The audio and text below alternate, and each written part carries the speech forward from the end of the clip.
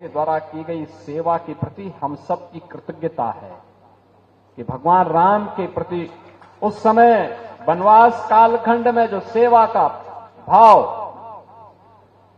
उस समय इनके पूर्वजों के द्वारा दिखाया गया था, उन पूर्वजों के प्रति कृतज्ञता ज्ञापित करके वर्तमान पीढ़ी के जीवन में भी कुछ परिवर्तन हो, ये परिवर्तन करने की दिशा में हम सब एक प्रयास प्रारंभ किए और उसके कुछ अच्छे नतीजे भी आ रहे हैं।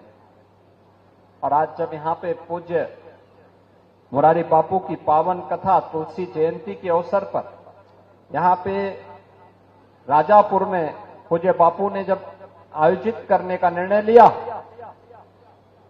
तो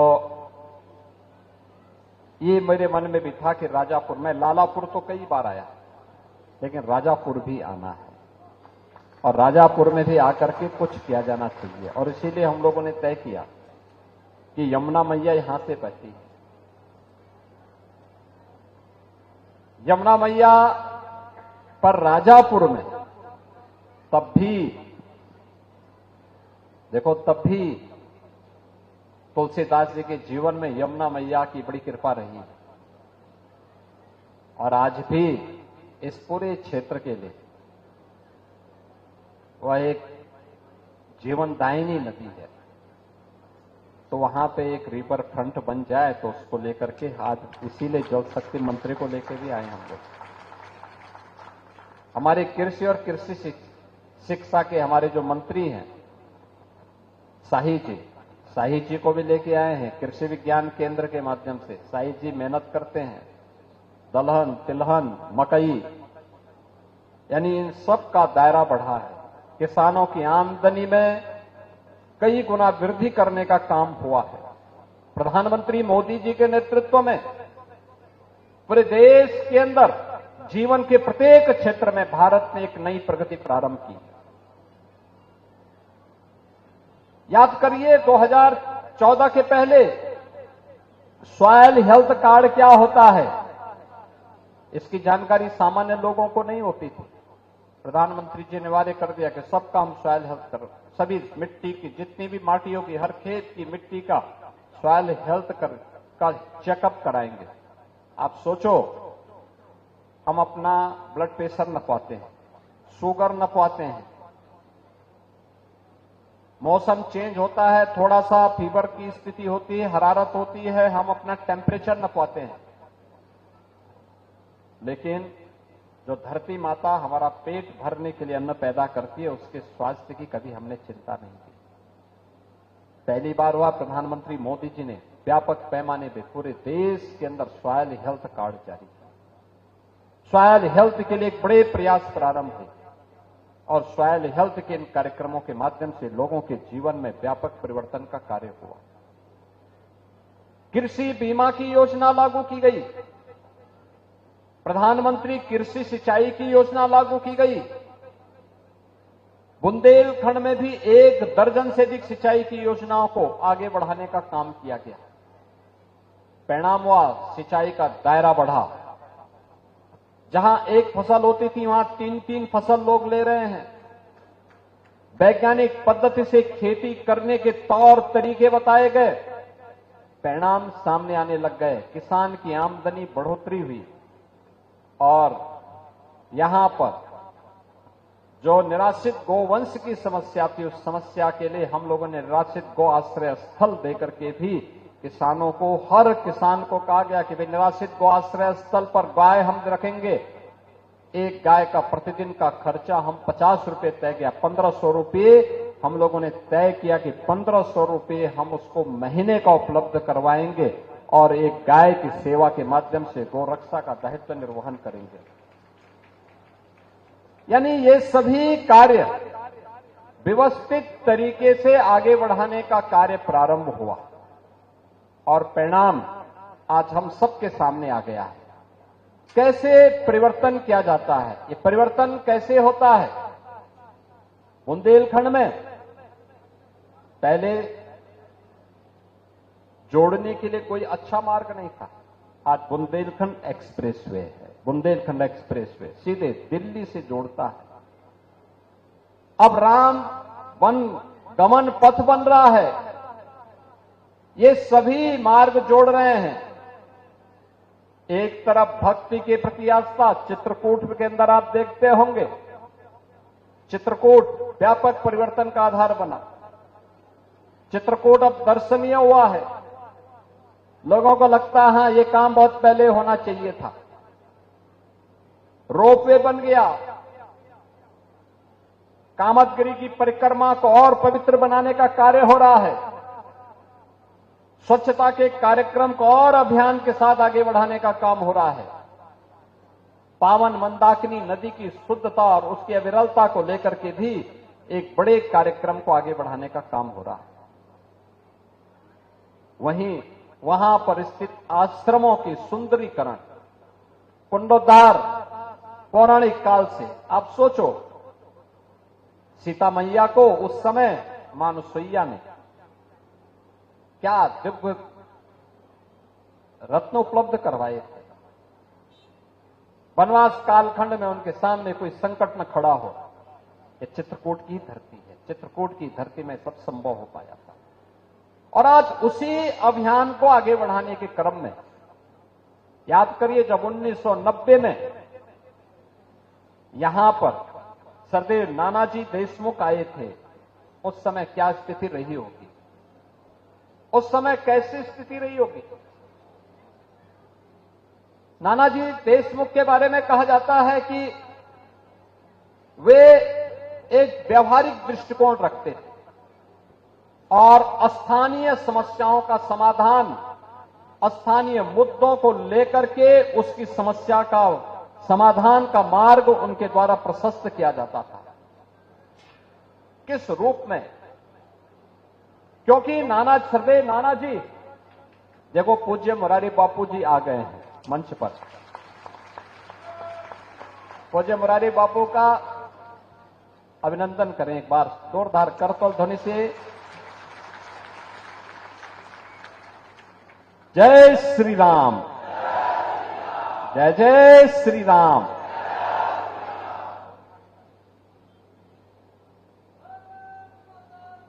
क्योंकि सरदेव नानाजी ने अपने प्रचारक के काल कार्यक्रम की शुरुआत गोरखपुर से ही की थी। गोरखपुर में रह करके उन्होंने एक लंबे समय तक गोरखपुर में राष्ट्रीय स्वयंसेवक संघ के प्रचारक के रूप में राष्ट्र निर्माण के उस कार्यक्रम को आगे बढ़ाया था। और सरदेव नानाजी की स्मृति वहां पर आज भी है। देश का पहला सरस्वती शिशु मंदिर गोरखपुर में स्थित है। गोरखपुर में वो बीज रोपा गया था। आज देश और दुनिया में लाखों की संख्या में ऐसे संस्थान सनातन धर्म और भारत के मूल्यों और आदर्शों को संरक्षित करते हुए आगे बढ़ाने का काम कर रहे हैं। उसे एक नई प्रेरणा का केंद्र बने हुए हैं। मैं अभिनंदन करूंगा यहां पर सत्य अनुसैया देवी के स्थल के पूज्य महाराज जी की प्रेरणा से, जब यहां पर 1990 में इस कृषि विज्ञान केंद्र की नींव को आगे बढ़ाने के लिए सरदेव नानाजी यहां आए थे। उस समय यहां जो वीरानी थी, अपनी साधना से और साधना से प्राप्त सिद्धि के माध्यम से उन्होंने इसे एक नई प्रेरणा स्थली के रूप में बनाया। अपने लिए तो हर व्यक्ति जीता है, समाज के वंचित तबके के लिए, वंचित तबके के लिए जीने वाले लोग बिरले ही होते हैं। याद करिए ना, जिन लोगों ने भगवान राम का वनवास कालखंड में सहयोग किया था, अगर हम आज उनकी उपेक्षित करते हैं तो भगवान राम के प्रति ये हमारी श्रद्धा नहीं। भगवान राम का आशीर्वाद कभी नहीं मिल सकता। फिर हमें भगवान राम का आशीर्वाद हमें तभी मिलेगा जब उनके प्रति हम अनुराग रखेंगे, उनके प्रति हम सम्मान का भाव रखेंगे, उनको हम अब गले से लगाएंगे, उनके उत्थान के लिए कुछ कर पाएंगे। और परमानंद आश्रम का ये आश्रम पद्धति का विद्यालय इस स्थान पर उसी बात की प्रेरणा प्रदान कर रहा है। अभय जी अभी कह रहे थे अभी वो 5वीं तक चल रहा है, लेकिन अब 10वीं तक इस विद्यालय को हम चलाएंगे और उत्तर प्रदेश सरकार का समाज कल्याण विभाग इसके लिए पूरा सहयोग करेगा। अच्छा आश्रम पद्धति का विद्यालय यहां पर हम लोग दीनदयाल शोध संस्थान के साथ मिलकर के इस कार्यक्रम को आगे बढ़ाने का काम करेंगे। बुंदेलखंड में इस बार बहुत बारिश है, अतिवृष्टि से, कुछ जगह अतिवृष्टि है, कुछ जगह अनावृष्टि की भी बात आई है। और प्रधानमंत्री जी की प्रेरणा से केंद्रीय कृषि मंत्री जी ने कल ही हमारे कृषि मंत्री सूर्य प्रताप शाही जी दिल्ली से ही आए हैं, उन्होंने कल बातचीत की है। जिन्होंने कृषि विज्ञान केंद्र जिन्होंने प्रधानमंत्री कृषि बीमा योजना में अभी तक अपना रजिस्ट्रेशन नहीं करवाया है, वे 15 अगस्त तक हर हाल में कर लें, जिससे उन्हें अपने इसका कोई भी फसल किसी भी प्रकार की फसल का नुकसान हुआ होगा तो उनको उसका लाभ प्राप्त हो सकता है। अतिवृष्टि से अनावृष्टि से जो भी होगा उसके माध्यम से मिलेगा। बाकी सरकार तो आपको सहयोग करने के लिए तत्पर है ही। इस बार हमारे बुंदेलखंड के लोगों ने मूंगफली और मूंग की अच्छी फसल ली है। हमने क्रय केंद्र भी स्थापित किए, अच्छी फसल ली। अब बुंदेलखंड दौड़ रहा है, समृद्धि के एक नए मार्ग पर आगे बढ़ रहा है, एक नए मार्ग को प्रशस्त कर रहा है। डिफेंस कॉरिडोर भी यहां बन रहा है। मैं बोलता था ना, अगर कभी पाकिस्तान ने दुस्साहस किया तो बुंदेलखंड में बनी हुई तोप उसका ऐसा छक्का छुड़ाएगी कि पाकिस्तान को फिर नाक रगड़ने के लिए मजबूर होना पड़ेगा। और इस बार ब्रह्मोस मिसाइल ने पाकिस्तान की कमर ऐसे तोड़ दी कि वह टूटी हुई कमर से जाकर के दुनिया के अंदर चिल्लाता रहा, कोई उसकी मदद करने को तैयार नहीं हुआ। डिफेंस कॉरिडोर का यही लाभ है। चित्रकूट में भी हम विकसित करने जा रहे हैं। भगवान राम ने यहीं पर धनुष का संधान करके राक्षसों के वध को संकल्प करने के लिए, दंडकावरण के लिए जब उन्होंने यहां से प्रस्थान किया था तो यही उन्होंने संकल्प भी लिया था, इस धरती को राक्षसों से विहीन करूंगा। और चित्रकूट का डिफेंस कॉरिडोर भी उसी दृश्य से तैयार हो रहा है। भारत के दुश्मनों को निपटाने का काम बुंदेलखंड के अंदर बन रहे हमारे दोनों डिफेंस कॉरिडोर। यहां की युवा शक्ति उस अभियान के साथ जुड़ करके देश की सुरक्षा के लिए मजबूत दीवार खड़ी करेंगे। बहनों और भाइयों, कनेक्टिविटी के लिए भी यहां पर अच्छे सड़क बने, अच्छा कार्य हो, इसके लिए भी हम लोग आए हैं। सड़क के प्रस्ताव उन्होंने दिए हैं हमारे अभय जी ने, तो सड़क तो हम ऐसे भी बनाना चाहते हैं जो सिंगल लेन, जहां कोई कनेक्टिविटी नहीं वहां सिंगल लेन की जगह है तो 5 मीटर, 7 मीटर, 10 मीटर तक की सड़क हम लोग बना रहे हैं। बाईपास बना रहे हैं। जहां पे भीड़ भाड़ ज्यादा है या कोई औद्योगिक क्षेत्र है वहां पे 2 लेन और 4 लेन की सड़कें बना रहे हैं। विकास भी होगा, विरासत का संरक्षण भी होगा, पूज्य संतों का सम्मान भी होगा।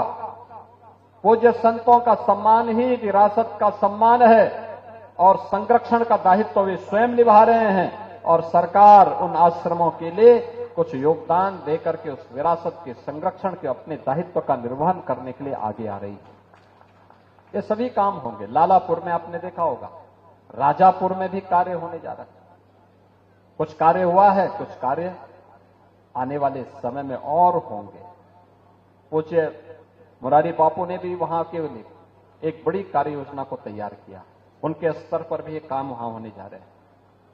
बहनों और भाइयों, जब समाज और सरकार मिलकर के काम करती है परिणाम आते हैं।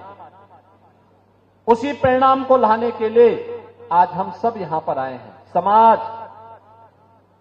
और समाज के स्वनाम धन्य अग्रिम पंक्ति से जुड़े हुए वे लोग जब मिलकर के आगे कार्य करते हैं, परिणाम किस रूप में आते हैं।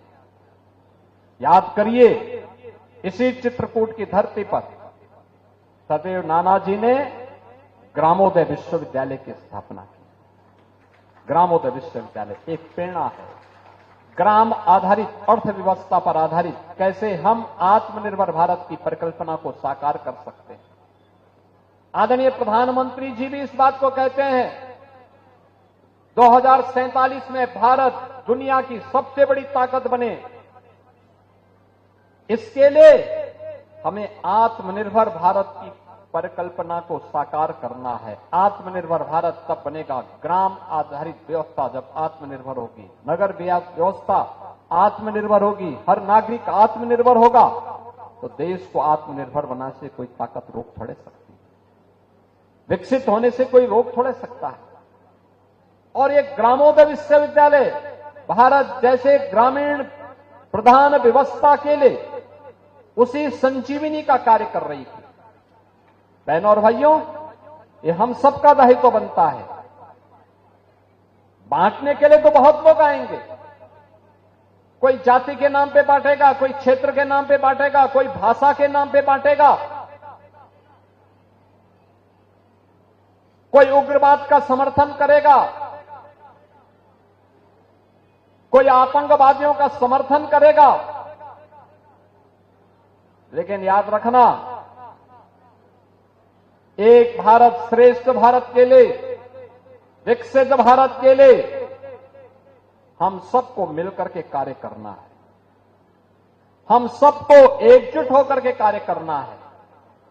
हम सबकी एकता, ये राष्ट्रीय एकता का आधार बनती है, राष्ट्र का मजबूती का संबल बनता है। और उसको संबल देने के लिए हम लोग मिलकर के कार्य करेंगे तो परिणाम भी हम सबके सामने आएंगे। परिणाम आएंगे, अवश्य आएंगे। बदलते हुए चित्रकूट को आपने अपनी आंखों के सामने देखा होगा। 8 वर्ष पहले चित्रकूट की स्थिति क्या थी? लोग भयभीत रहते थे, आने से डरते थे, बड़े कार्य नहीं हो पाते थे, हर व्यक्ति के मन में एक दहशत होती थी। आज भय नहीं है, आज दहशत नहीं है, आज सुरक्षा का एक माहौल है। लोगों में एक उत्सुकता है आगे बढ़ने के लिए। देश और दुनिया चित्रकूट आ रही है। पूज्य संतों के सानिध्य में बड़े बड़े कार्यक्रम हो रहे हैं। एक नए विकास की दिशा में चित्रकूट बढ़ रहा है। लोगों के मन में एक उत्सुकता पैदा हुई है। लालापुर कहां है? राजापुर कहां है? सत्य अनुसुईया का आश्रम कहां है? कामदगिरी का पावन परिक्रमा का मार्ग कहां पे पड़ता है? कैसे हम वहां जाएंगे? लोगों के मन में एक नई उत्सुकता है, लोग जानना चाहते हैं। और उसी तर्ज पर आपने देखा होगा, पूरा देश इस बार तो चित्रकूट की महिमा को देखा था जब प्रयागराज में महाकुंभ का आयोजन हुआ था। चित्रकूट में भी हर दिन 3000 से लेकर के 10,000 तक की बसें वहां से गुजरती थी और बड़ी श्रद्धा भाव के साथ लोग इस कार्यक्रम के साथ जुड़ते थे। आओ भगत का, आतिथ्य सत्कार का कितना अद्भुत उदाहरण चित्रकूट वासियों ने और चित्रकूट से लेकर के प्रयागराज के बीच में पड़ने वाले कस्बे और गांव वासियों ने उस समय व्यक्त किया था। लोगों के मन में आज भी वो स्मृतियां बनी हुई। मुझे याद है, यहीं का एक गांव है, सुदूर दक्षिण से आई हुई एक बस खराब होती है। उनके पास वे यहां की बोली भाषा नहीं समझते थे, लेकिन जब इशारे में उन्होंने कोई बात कही तो उस परिवार में कोई मांगलिक कार्यक्रम था। परिवार के लोगों ने पहले उन लोगों को बुला के कहा, अच्छा पहले हमारे यहां भोजन कर लो। तो उन्होंने कहा कि किसके लिए? उन्होंने कहा हमारे यहां मेहमान बाद में आएंगे, उनके लिए हम फिर से बना लेंगे, लेकिन वास्तविक अतिथि तो आप ही हैं जो बिना किसी तिथि के, बिना किसी बतावे के आ गए हैं। तो आप हमारे पहले अतिथि हैं, और जो बुलाए हुए अतिथि हैं उनके लिए हम बाद में बनाएंगे। पहले आप ये करिए। फिर उनके लिए बस की व्यवस्था गांव के लोगों ने की, फिर उन्हें महाकुंभ में प्रयागराज तक लाने का काम किया, फिर यहां से उस बस को वापस ले जाकर के मैकेनिक लेके गए, फिर उनकी बस को ठीक करके वापस भेजे। ये है आतिथ्य सत्कार का उदाहरण। ऐसे ही तो निषाद राज ने और उस समय के कोल और भीलों ने भी भगवान राम का अवभगत किया होगा चित्रकूट में। इसीलिए तो भगवान राम वनवास कालखंड का सर्वाधिक समय इस पावन धरा में व्यतीत किए। ऋषि मुनियों के आश्रमों में जा जा करके उन्होंने उनकी सिद्धि और साधना को अपनी आंखों से देखा, और फिर न केवल चित्रकूट को बल्कि यहां के माध्यम से दंडकारण्य तक, सुदूर पंचवटी तक पूरे क्षेत्र को उन्होंने अभय प्रदान करते हुए राक्षस विहीन करने का काम भी किया था। बहनों और भाइयों, ये प्रेरणा की धरती है, और इस प्रेरणा की धरती पर आज हम सब यहां पर इस पावन धरा पर परमानंद आश्रम पद्धति विद्यालय गिनिवा और दीनदयाल शोध संस्थान के इस कृषि विज्ञान केंद्र के इस कार्यक्रम में पूज्यपाद तुलसीदास जी की पावन जयंती कार्यक्रम के साथ उनकी दिव्य और भव्य प्रतिमा की स्थापना के कार्यक्रम के साथ जुड़ रहे हैं। मैं इसके लिए दीनदयाल शोध संस्थान से जुड़े हुए जो हमारे पदाधिकारी हैं, यहां पर निखिल मुंडले जी और श्री अभय महाजन जी और उनकी पूरी टीम का हृदय से मैं अभिनंदन करता हूं। आप सभी चित्रकूट वासियों को बधाई देता हूं और विश्वास करता हूं कि जो कार्यक्रम आप लोगों ने यहां के लिए तय किए हैं, विकास के हों, विरासत के संरक्षण के हों, यहां के वनवासी और वंचित बच्चों के आश्रम पद्धति विद्यालय के हों, इन सभी पे सरकार पूरी प्रतिबद्धता के साथ कार्य करेगी। इस विश्वास के साथ मैं एक बार फिर से इस पावन धरा को नमन करता हूं। पूज्यपाद तुलसीदास जी महाराज और महर्षि वाल्मीकि की इस पावन धरा को कोटि कोटि नमन करते हुए, उनके श्री चरणों में कोटि कोटि नमन करते हुए आप सबके प्रति मैं अपनी शुभकामनाएं व्यक्त करता हूं। आप सब मेरे साथ बोलेंगे, भारत माता की, भारत माता की, भारत माता की, जय श्री राम, जय जय श्री राम। चित्रकूट की महिमा तो वेदों ने, पुराणों ने, हमारे शास्त्रों ने गाई है।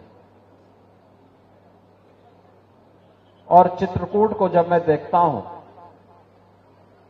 कितनी समृद्ध विरासत लेकर के चित्रकूट चला है। भगवान राम 14 वर्ष के वनवास के लिए गए तो उन्हें आश्रय कहां लेना है, तो ऋषि मुनियों ने किसी एक स्थल के बारे में उन्हें आगे का मार्ग प्रशस्त करने के लिए कहा। महर्षि भारद्वाज हो, महर्षि वाल्मीकि हो, तो उन्होंने चित्रकूट की पावन धरा का नाम भगवान राम के सामने प्रस्ताव के रूप में रखा। मां जानकी के साथ, अपने अनुज लक्ष्मण जी के साथ भगवान राम वनवास कालखंड का सर्वाधिक समय यहीं पर, उन्होंने यहां के ऋषि मुनियों के आश्रमों में, उनके सानिध्य में,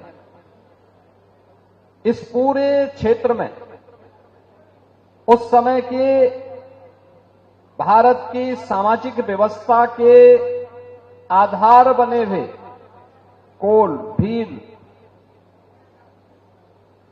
निषाद और उन सभी जातियों, जनजातियों के बारे में उल्लेख करते हुए भारत की समृद्ध परंपरा का उल्लेख हमारे शास्त्रों ने बहुत ही मनोहर तरीके से प्रस्तुत करने का काम किया।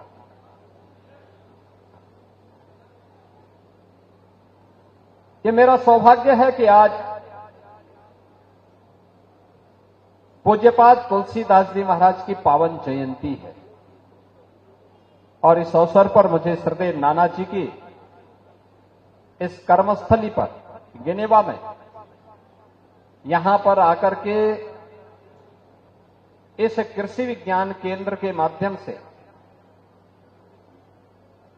जो लोक कल्याणकारी कार्यक्रम और कृषकों की प्रशिक्षण की दिशा से किए जा रहे उपाय हैं, इन सब का अवलोकन करने के साथ ही पूज्यपाद तुलसीदास जी महाराज की पावन जयंती पर उनकी एक भव्य और दिव्य प्रतिमा को यहां पर आज लोकार्पित करने का, उनकी स्थापना करने का सौभाग्य भी मुझे यहां प्राप्त हुआ। अभी मैं देख के आया हूं, बहुत भव्य प्रतिमा है, बहुत ही भव्य प्रतिमा बनाई गई है।